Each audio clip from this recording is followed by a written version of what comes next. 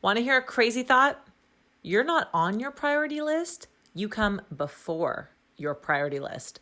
Whoa, talk about mind blown. In this episode of Sassy AF TV, we interview success coach Julia LeFaivre, and she talks to us all about prioritizing yourself, how to set goals, and take actions that align with your life's purpose and make you feel sassy AF. Welcome back to our next episode of Sassy AF TV. I am so happy to have you here with us. I'm Hallie Avolio with Sassy Healthy Fit, and I'm really excited to bring my guest, Julia LeFaivre, to you today. She is a success coach, and you are going to love our conversation. We've got lots of good stuff to talk about. But before we dive into the juicy goodness, I need to make sure that you are subscribed to our YouTube channel or following on all social media at Sassy Healthy Fit. And if you are watching this on YouTube, don't forget to hit that bell, because when you hit that bell, you get notifications of our latest episodes. So you don't want to be missing out on any of our episodes. All right, now that we got all that housekeeping stuff out of the way, let's dive in. Let me tell you about Julia. So Julia is a success coach, and she helps women discover what they truly want out of their life, which is key, especially for in-demand women. But then she helps you align with your purpose and create an action plan to get there. How awesome is that? Because I feel like a lot of times we get the first part and then we forget the second part with the action steps. So I'm really excited, Julia, to have you here with us today. Thank you so much for being here and Well, sharing thanks for your having wisdom me. with us. Well, thanks for having me. Yeah. All right. I want to get things started. We got to break the ice. We got to have a little bit of fun. We are sassy Sure. after all. This is my thought that I had this morning. It's almost fall, which is Yep. crazy. I don't know where that came from. Like, this year just flew by. Yep. So I want to know, what is your favorite thing about fall? Because it's one of my favorite seasons. So tell me something that just makes you feel like all warm and fuzzy about fall. Well, fall is my favorite season too. So, um, just it's the like fall season clothing, like Ooh. getting to wear a toque. Well, I'm Canadian, so I say toque, but you guys probably say beanies Oh, or I a was going to say, hat. what's a toque? I don't know what that means. So usually you can see me. My social media tends to change at this time of year, and you'll see me in a toque or a beanie, um, all of my photos. So that's my favorite thing about fall, is just getting to wear a nice, warm, cozy hat, I love and it. yeah, it's just that change of temperature, and it just feels so fresh in fall. So yeah. I like it. Okay, I have two things. My favorite accessory is boots. I thought that's where you were Oh, going to nice. go. Yes. I go to the bottom half of the Yep. body, and I have a boot obsession, but I can't seem to stop myself from getting more of them every fall. Nice. And the other thing, today when I was shopping, they have all the beautiful squash out, which I'm really excited Oh about. I yeah. love eating squash and all those good winter squashes like delicata and acorn and butternut. So good. Yes. All Nice. that good stuff. All right. Well, that has nothing to do with success, but we got to have fun here too. Yep. So tell us a little bit about, give us your background, tell us how you got started in doing what you're doing, and what does it mean to even be a success coach? So the floor is Yeah. yours. All right. Well, okay, so we're going to go far back, and I am started out my career as a teacher, an elementary school teacher. And so I actually taught for 10 years. So I have a lot of experience with goal setting and in the elementary school, like atmosphere. And I have done a lot of leadership and roles beforehand. Um, and it was when I first had kids that I decided to sort of step away a little bit from teaching. So um, I found myself really frustrated trying to balance it all and being that perfect teacher, perfect parent, perfect wife, all of those things. And I found myself just really overwhelmed and stressed out, and just always really anxious and in this like heightened state of overwhelm. And you and I have had this conversation, and I had a lot of people say to me, "Oh, that's just normal. We felt that way too when our kids were little." And I know they were just trying to be really supportive, but I just couldn't accept that, being in that state. Like, how long was this going to last? My kids were really little, and I just said, like, enough is enough. Like, I can't live this way.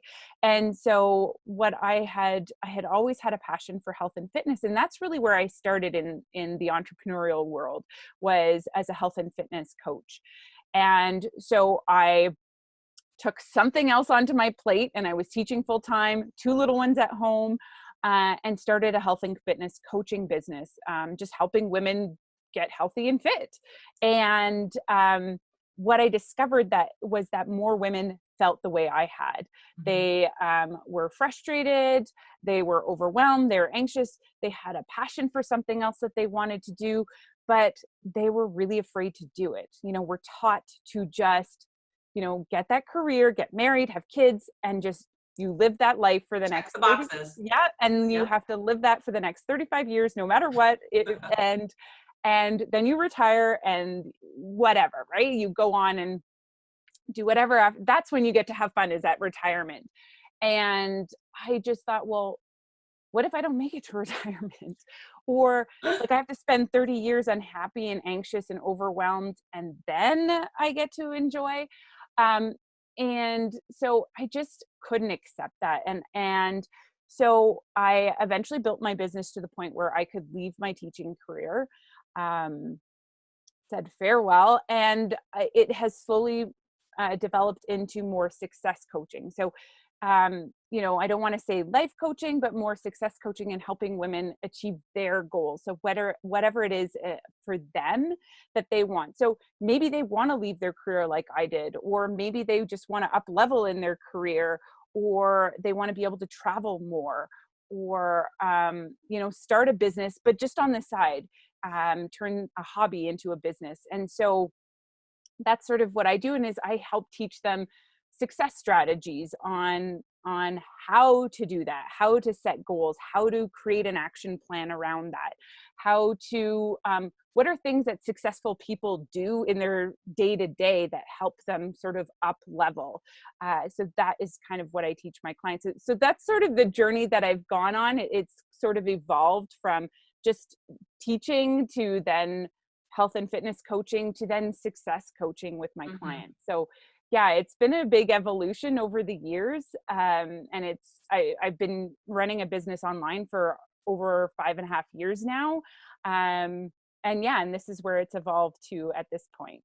That's awesome. I love, when we were speaking the other day, kind of preparing for this interview, you mentioned that you had this kind of aha moment when you were crying in your car before work on a regular basis. And somebody said to you, "Oh, it's okay. Cry in your car before work. Just get it out." And then you said, "No, that's not okay."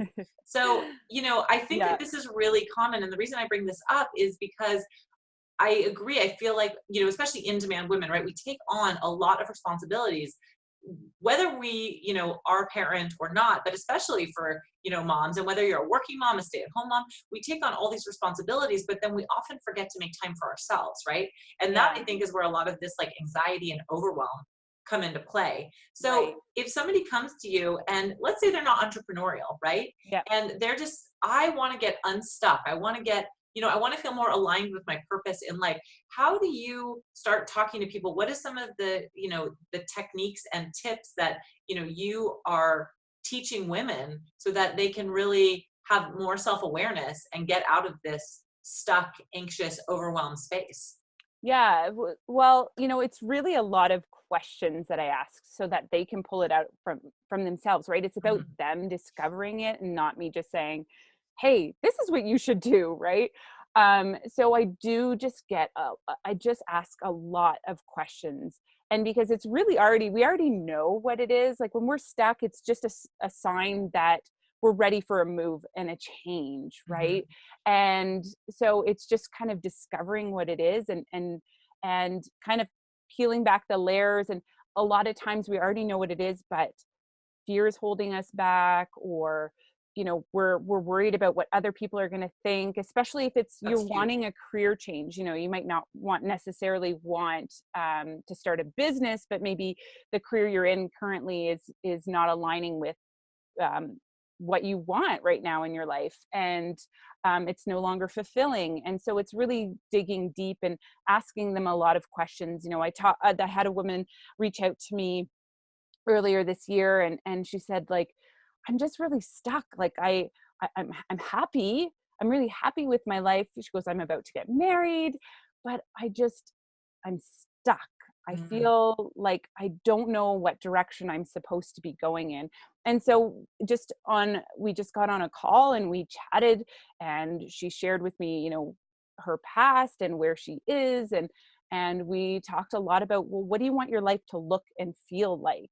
And so it's just really aligning with that. And so there, I was listening to a podcast, and I can't remember who it was, but they were talking about how, we may have one purpose, but there's multiple ways to achieve that purpose. So, I'm a teacher, but by trade I was, and I'll always be a teacher, but there's different ways for me to get fulfilled by sharing that purpose of being a teacher.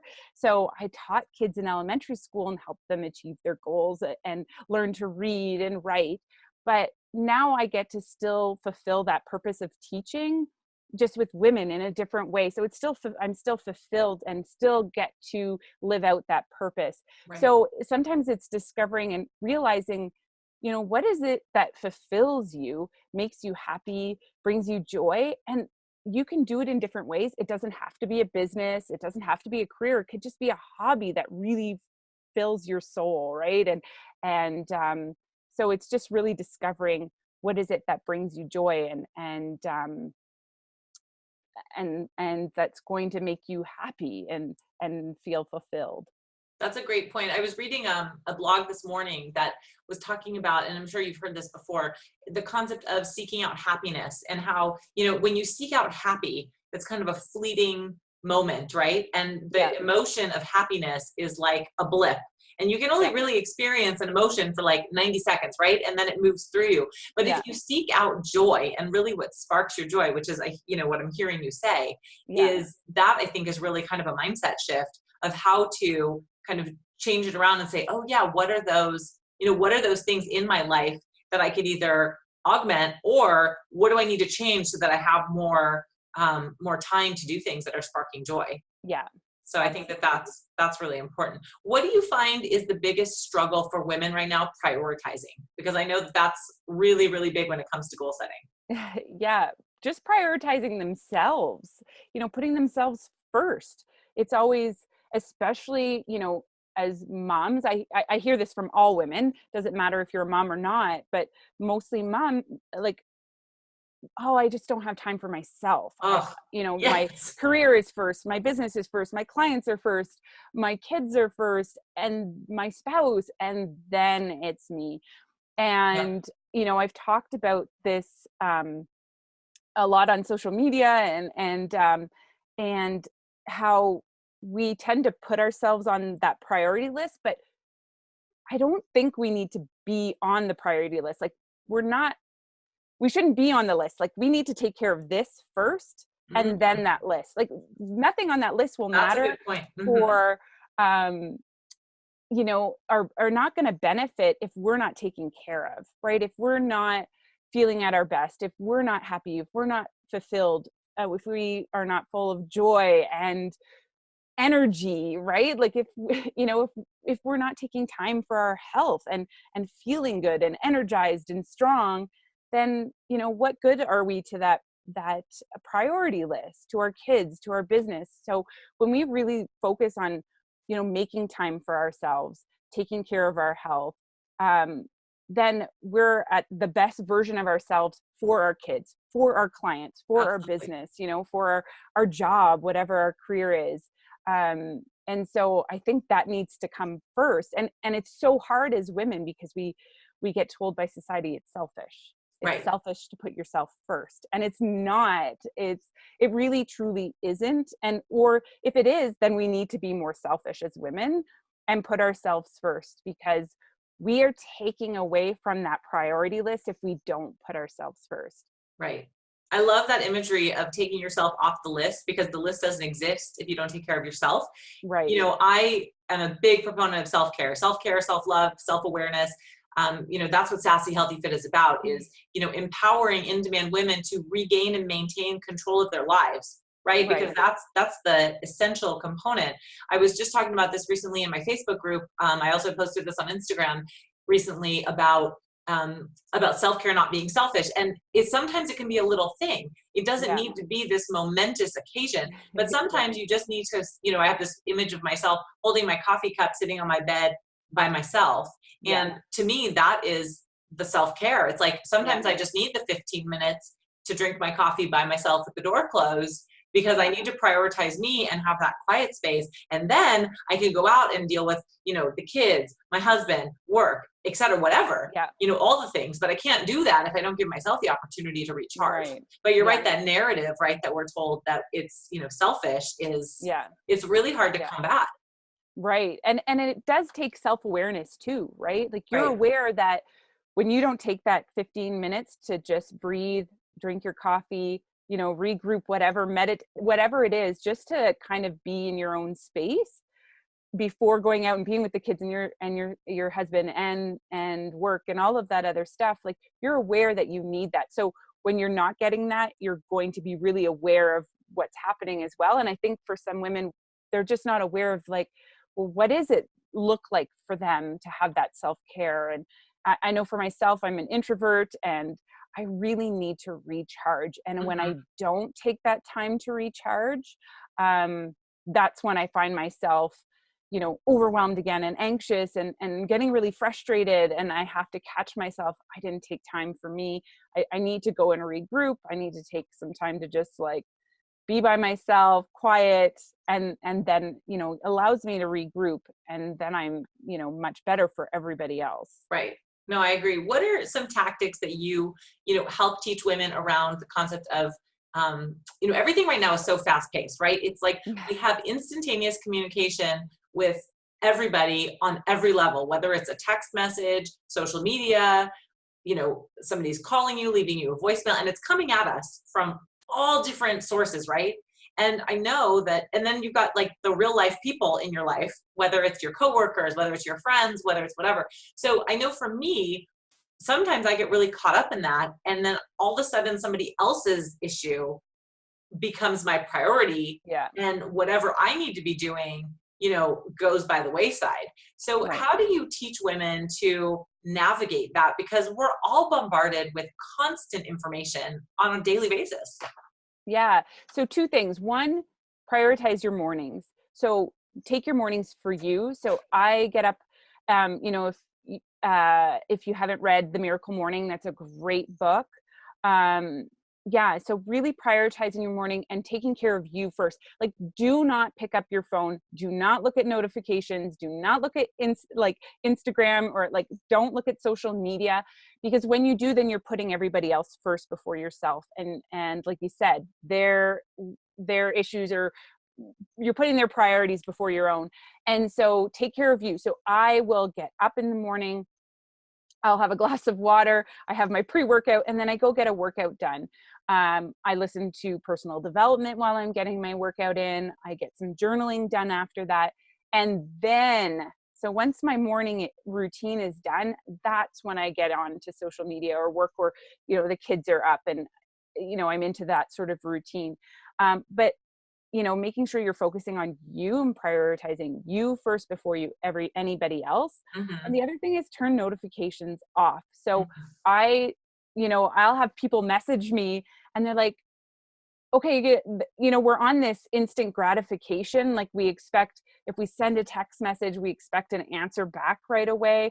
And I have, really set clear boundaries, and it's still a struggle for me, and have to remind myself of this, because we're stuck in that society of, like, instant, of, like, I have certain times that I go and I respond to my messages and emails, and because I could be doing it all day, right? There's always emails coming in. There's always messages. Never ending.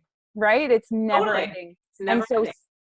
So setting aside that time to focus on, getting back to certain emails, prioritizing certain emails too, because sometimes you're going to be overwhelmed by all of those emails or all of those messages, and you could spend all day doing it. And so sometimes some people have to wait an extra day to get a response back. And so I may have to prioritize the level of, if it's urgent, I have to respond to it that day.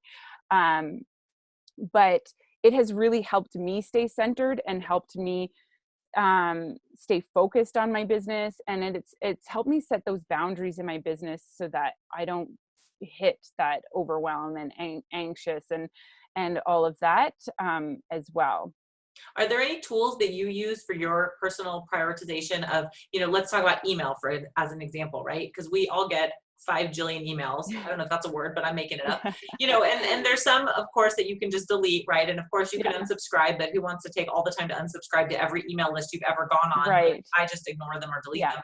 But what are the tools that you recommend people use so that they can help have a prioritization schedule or something that'll make it easier for them, so it's not just like this mass of information that you don't know how to conquer? Yeah. So I usually will, I'll go in and I'll just, when I have that set time set aside for checking my email, like I'll go in and I'll delete the emails. I do a cleanup like once a month where I'll unsubscribe if it's just not, an email list that it's aligning with me anymore, or, it's just like, oh, I don't need that information right now. So I will just unsubscribe, and I know when it'll come back to me eventually, and I'll resubscribe when I need that. But I really try to be careful now too, what I subscribe to and what I don't subscribe to. But yeah, I'll just go and do a monthly cleanup and unsubscribe. But then I have that block during the day where I will either just delete emails that are that I don't need, or I'll respond to messages as well. So just making sure that I'm kind of on top of things as well. I used to be the worst procrastinator. I was that person in university who would be sitting there the night before trying to type up a paper that, right, it was 20 pages and I am just starting it. I was the worst procrastinator, and and I would just taught myself, well, that's how I work. I work really great when I have, a short amount of time to do something. But I had to change that narrative, and I taught myself to just, when something comes in, I do it. I get it done. And so that's the other thing. And so if an email comes in and I'm checking my emails, answer the email. that's And a really good point. Yeah, because I would always put things off, and then you end up, that's where the overwhelm comes in. Then you're left with all the emails from, months ago or last week or days ago, and then you've got the ones that are coming in, then you have the messages, then it's like there's a child that's sick, and Right. everything seems to build up, and then we get overwhelmed. Well, if we had just answered that email last week when it came in during my email slot, then I wouldn't be so overwhelmed. And so sometimes it ends up just being a lesson that you have to learn the hard way. But yeah, it's just really setting yourself up with systems that work best for you. No, I think that's a really good point. And I like what you said about changing your narrative around, your identity statement, right? Like you said, Yeah. when you were at university, and it was, I am a procrastinator, but now the narrative is, I prioritize what needs to get done. And when we tell ourselves those stories, that's so powerful, because you actually become what you tell yourself. Because if you believe it, you will achieve it. I mean, that's probably the most cliche quote that I could say right now, but it's so true. I mean, the reason it's a cliche is because there's validity to it. Yeah. So I think that's hugely important, and just getting stuff done. And then the other thing too, to add on the procrastination, is I find that for myself, when I'm procrastinating, I have to think, why am I procrastinating? What's my resistance? What's my resistance to that situation, to the email, or to whatever it is? And usually it has nothing to do with the actual task, but there's some bigger issue that I have to kind of have the self-awareness to work through, and then say, okay, here's my issue. And then, get it done, move on to conquer the next self-awareness issue. So yeah, well, that's just exactly it. That self-awareness, why am I avoiding answering this email? Is it fear of success, failure? Am I worried about what the person's are they going to respond with a yes or a no? It's just being aware of okay, I notice I'm procrastinating answering this email, and why am I doing that right now? Yeah, absolutely. The other thing too, I think the expectation around response time, I think that's a really good point you make. we think that just because a text message or a direct message on social media or whatever, or an email comes in, that we need to deal with it right in that moment. But if it's not in our designated time, like for example, if you're with your children, enjoy the time with your kids. We were just talking about that before we started this video, that the kids grow up fast. So if you're constantly like on your phone because you feel like you have this urgency to respond to everybody right away, you miss the moment. You're not present in what you're doing. Yeah. But it's not, again, just about the kids. It's about anything. Like we cannot multitask, right? So if I'm having lunch with you and we're having a conversation and a text message comes in and my notifications aren't turned off, I'm distracted. If I go to respond to it and I'm still like half listening, I'm missing really what you're saying. So I think also just having grace with ourselves and allowing ourselves that, we don't have to respond instantaneously. I don't think that anybody actually expects us to, but we have the expectation on ourselves, or we think that they expect it. So I think that's where it gets tricky. The other tip that I add is if you have an iPhone, and I don't know if this applies to Androids because I don't have one, but turn off that read notification. I mean, I only have it turned on with my husband and my son.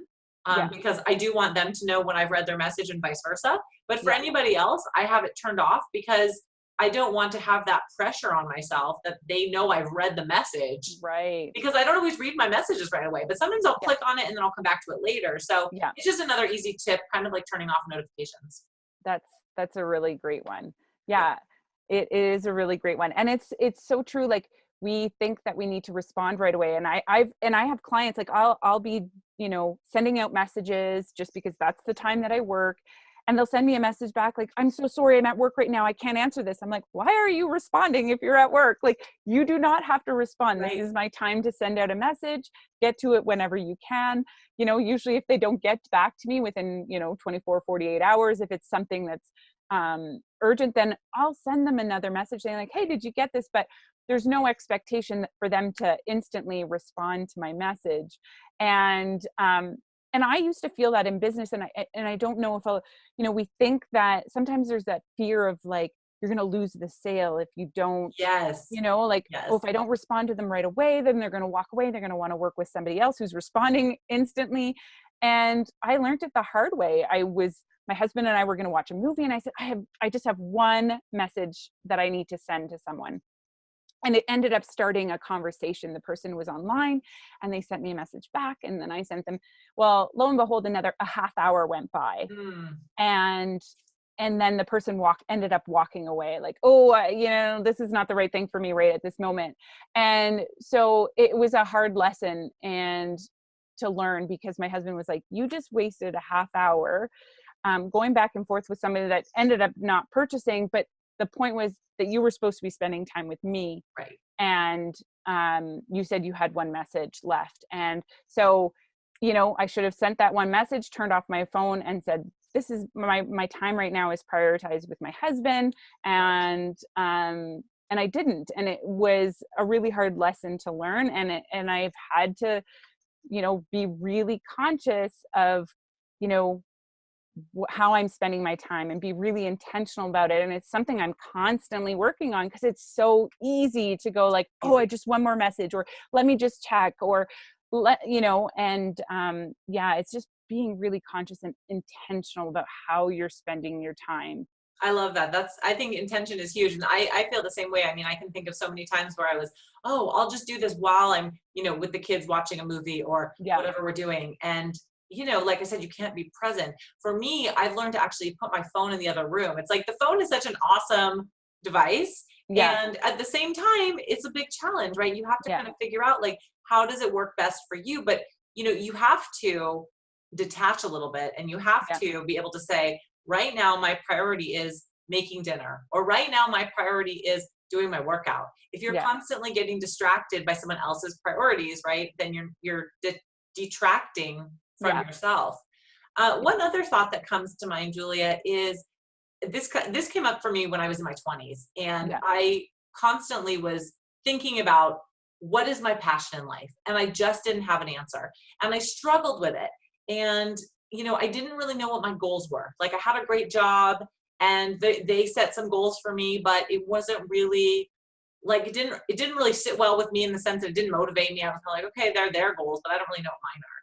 But I feel like this comes up a lot for women, right? We Yeah. don't always know what our goals are, what they should be, what they can be. Yeah. Talk to me a little bit about goal setting and how you teach that to women who are looking for some guidance. Yeah. So I might take them through a couple of exercises. So one is just really sort of a happiness test or a life quiz that I'll take them through. And they'll list out all, so there's about 10 or 11 different things. So it might look at physical health, might look at your environment, your career, your relationship or with your spouse, or, and they just rate it. So they'll rate it out of, from 0 to 10, 0 being not so great, 10 being great. So they're not putting them in order, but they're just rating each one out of 10. And so generally what happens is the ones that we're least happy with is the ones that you may want to find, set goals towards. So, for example, if maybe financially you're like, oh, I'm not so happy, I'm not making enough money there, you might rate yourself a 3. So so everybody will rate themselves, and then looking at the lowest ones, I say, well, those might tend to be the things that you're going to want to start setting some goals around. Mm-hmm. Another activity that I'll have them do is create 2 lists. So one is what they're really passionate about and what they're really good at. So what people might always be coming to them for, or asking them about, or, things that you really kind of enjoy or really good at doing. And where those 2 lists meet is generally kind of maybe what your passion or purpose might be. So that they kind of look at setting goals around that, or creating a business, or just hobbies around those things to kind of bring them more joy and fulfillment. That's awesome. That's a really good practice. What's one of the biggest success stories you've seen with one of your clients? Oh gosh. I had one client that I worked with recently, and she's like, I can't get through any of the activities you've given me because everything is just manifesting. Like, just going through and having been working with you, everything's coming together. And she's an entertainer, and she's a comedian, and she just started getting all these jobs. They just kept coming because that was the energy she was putting out, but it was also, she was focused on that, right? She started just aligning all of her actions with those goals. Like, she finally gave herself permission to go for that goal and that dream. Like, Cool. she knew what she wanted, she just wasn't going for taking the action to do it. Like, oh, I would love to do this, but life was busy. She has 3 kids, she was running a day home. She would do that as a hobby on the side, and it just gave her permission to go for it. That's cool. And so it just started happening. And so she's been, recognized. She's been in, had interviews and on TV and had events, and she's like booked out for the year. So, which is really great. So yeah, like, I work with clients on all spectrums, but yeah. That's awesome. What a great story. It reminds me of what you said in the beginning about, when you start talking to somebody, you ask them questions to discover what they already know inside themselves, right? Mm-hmm. So, yeah. I mean, that's really the thing. We do have the answers inside us. Sometimes we just need a catalyst to help us take it out, manifest it, make it come to life. Yeah.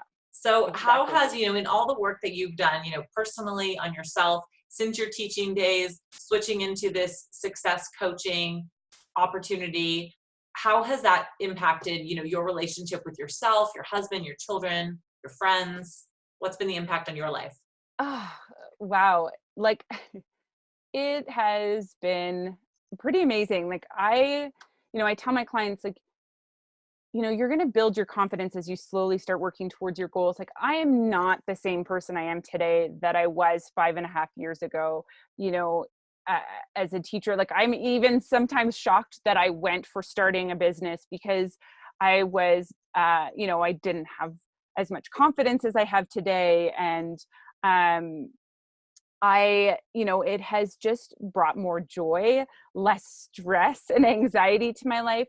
I just really find myself a lot more aligned with who I am. I'm becoming more of the woman that I has always been there, but I've always been afraid to allow her to shine, and just have been so afraid to be myself. We're definitely a happier home. It has allowed me to leave my full-time job, so to be home. So it's just built the relationship with my kids, and them being able to have a parent that's always there. And then it's even grown my relationship with my husband. It's encouraged him to start his own business. So he's just starting he has had a hobby since we've been together for 13 years. And before we met, he started making longboards, like skateboards. And so he just did it as a hobby. He taught himself how to do it when he was in college. And finally now he's decided, like, okay, this is what I want. My job no longer aligns with who I am, what I want.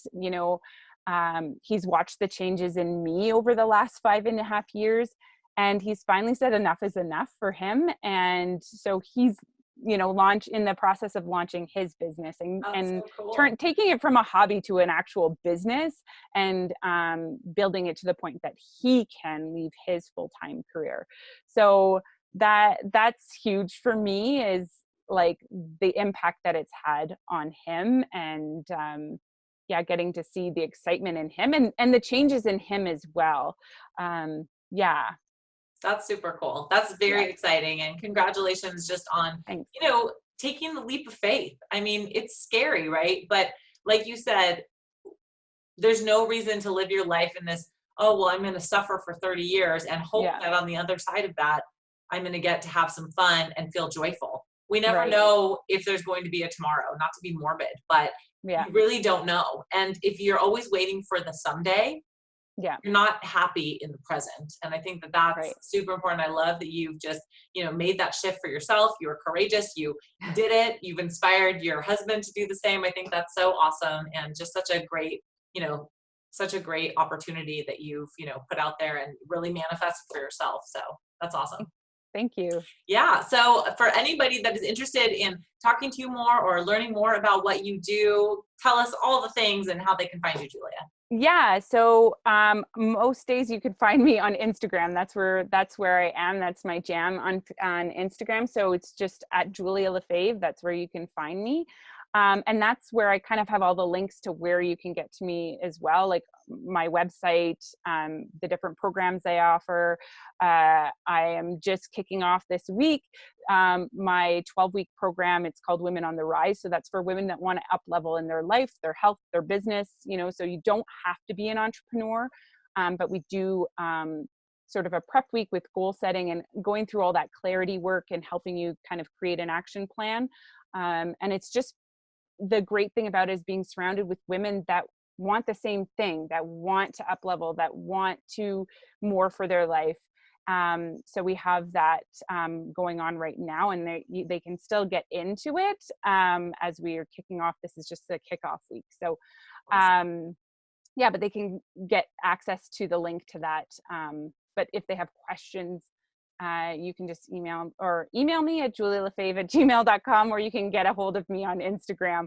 But that's where all the links are, is on my Instagram, and you can see me there. Okay, perfect. Well, I'll make sure to link all of your website, email, Instagram, all that good stuff in the show notes. So anybody watching, you will have the opportunity to talk to Julia if you'd like to get more information. I'm so thankful for you, Julia, for being here today, for talking to us about all the things around success and goal setting and prioritizing. I think the work that you're doing is tremendous, and I'm really, excited to share this. And for those of you watching, I'm really excited that you have joined us again for another episode of Sassy AF TV. Don't forget, make sure you're following us on all social media platforms at Sassy Healthy Fit. And if you aren't already subscribed to the website, make sure you do that as well, so you get our weekly newsletter and you are updated on all things going on with Sassy Healthy Fit.